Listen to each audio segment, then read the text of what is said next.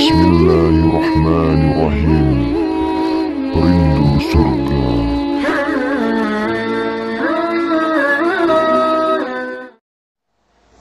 Hari ini kita akan membahas salah satu dosa nawaqidul iman, dosa pembatal iman, yaitu ketika seorang mengaku muslim namun dia menelan bulat-bulat sebuah faham yang sesat dan batil yang bernama pluralisme.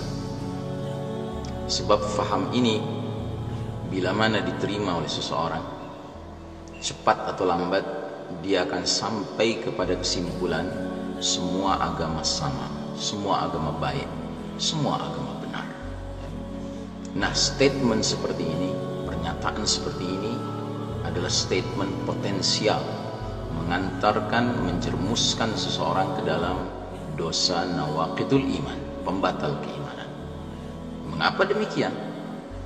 Karena kita akan lihat beberapa dalil dari ayat Al-Quranul Karim yang menunjukkan bahwa statement ini adalah statement yang batil, yang secara diametral bertentangan langsung dengan firman kalamullah. Yang pertama, surah Ali Imran ayat 19. Allah Ta'ala berfirman, Inna ad-dina 'indallahil Islam. Sesungguhnya agama, din, jalan hidup yang Allah ridai di sisinya hanyalah Islam. Tidak mungkin seorang muslim yang pernah membaca Al-Quran, pernah berjumpa dengan ayat ini, lalu kemudian dia beranggapan bahwa Allah keliru dan dia punya pandangan yang lebih bijak, yaitu mengatakan semua agama sama, semua agama baik, semua agama benar. Sedangkan kalimat ini, sesungguhnya agama yang Allah ridai di sisinya hanyalah Islam, jelas tegas menyatakan tidak ada din selain al-Islam yang mendatangkan ridha Allah, keridhaan Allah Subhanahu wa taala. Dalil yang kedua, surah yang sama Ali Imran ayat 85, di mana di sana Allah Subhanahu wa taala berfirman, "Wa may yabtaghi ghairal islami dinan falan yuqbala minhu wa huwa fil akhirati minal khasirin." Barang siapa mencari selain Islam sebagai agama, sebagai din, sebagai jalan hidup, maka sekali-kali tidak akan diterima darinya dan dia di akhirat akan tergolong orang yang merugi. Jelas, tegas Allah Subhanahu wa taala menyatakan melalui ayat ini bahwasanya tidak ada pilihan yang akan mengantarkan kepada keselamatan, hilangnya kerugian di akhirat, kecuali dengan mengikuti dinullah, dinul Islam, agama Islam ini. Satu lagi ayat, surah Al-Hijr ayat kedua. Allah Subhanahu wa taala berfirman, Rubama yawaddul ladina kafaru law kanu muslimin. Kelak di akhirat nanti, kadangkala orang-orang kafir itu berandai-andai sewaktu di dunia mereka menjadi muslim. Artinya mereka di akhirat akan menyesal dan mereka akan menyadari secara terlambat bahwasanya karena mereka memilih selain Islam, mereka pun merugi di akhirat. Dan kalaulah mereka di dunia dahulu memilih Islam, mereka akan selamat, mereka tidak akan menyesal.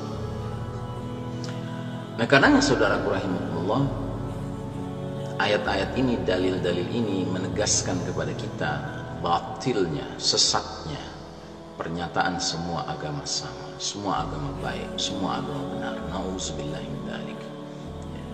Agama itu hanya satu yang benar, yang Allah ridai, yaitu al-Islam.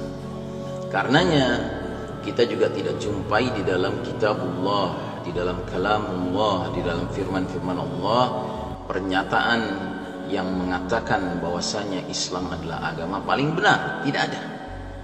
Yang ada adalah Islam merupakan dinul haq, agama yang benar. Sebagaimana misalnya dalam surah At-Taubah ayat 33, Allah Subhanahu wa taala berfirman, "Walladzi arsala rasulahu bil huda wa dinil haqqi liyuzhirahu 'ala ad-din kullihi walau karihal musyrikun." Dialah Allah yang mengutus Rasulnya Nabi Muhammad sallallahu alaihi wasallam dengan membawa al-huda, petunjuk Al-Quran, dan dinul haq, agama yang benar, al-Islam, untuk dimenangkan, dizohirkan, ditampilkan, diperlihatkan supremasinya di hadapan din lainnya, sekalipun kaum musyrikin tidak menyukai. Jadi jelas di situ Allah Ta'ala mengatakan al-Islam ini merupakan dinul haq, agama yang benar, bukan agama yang paling benar.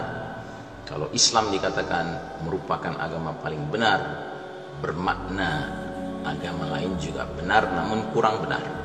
Sementara Allah Ta'ala ingin menyatakan dengan clear, dengan jelas, bahwasanya Islam ini dinul haq, agama yang benar. Maknanya selain Islam adalah agama yang salah, yang batil.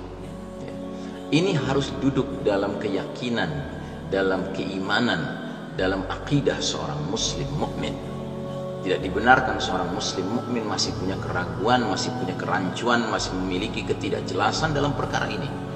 Tapi tolong, setelah kita mendudukkan perkara ini secara jelas, ini pun bukan suatu alasan, bukan suatu argumentasi bahwa seorang muslim apabila berjalan di tengah-tengah umat manusia yang beraneka ragam agama dan keyakinan, lalu dia boleh membusungkan dadanya, dia boleh kemudian merasa benar sendiri. Tidak demikian.